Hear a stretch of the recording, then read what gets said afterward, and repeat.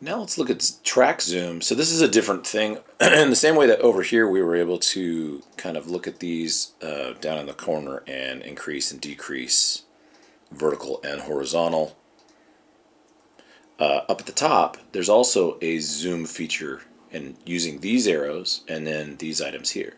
So if we look at these arrows here, as we slide inward, this brings us in and in and in onto a track, so we're zooming into an area. So let's just say we selected this area. If we go push the right, it's going to tighten us into that position. And if we go left, it's going to bring us back out. But another element that happens that sometimes makes it hard to edit is, let's say I go here, I'm going to hit my zoom toggle that we used a second ago. And wow, it gets me in real close. The problem is that sometimes the waveforms are just a bit small when they're recorded. They're kind of hard to track or measure, see everything that's going on.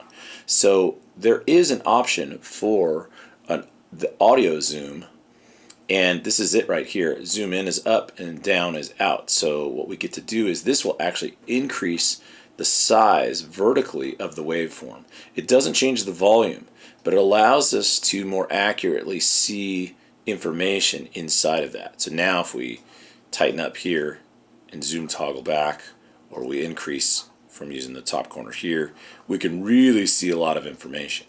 In the same way, we can do the same thing with MIDI. So if I zoom toggle my MIDI here, I can also do the same thing with my MIDI, and that's what this button is here. Is this going to MIDI zoom in and MIDI zoom out? So in is going to get me tighter. Oh, I'm sorry. The one thing with MIDI zoom we need to actually take the track view to notes. And as we MIDI zoom in, what it's going to do is it's going to increase the size of our piano roll here, meaning each note lane is just going to get bigger and bigger or smaller and smaller.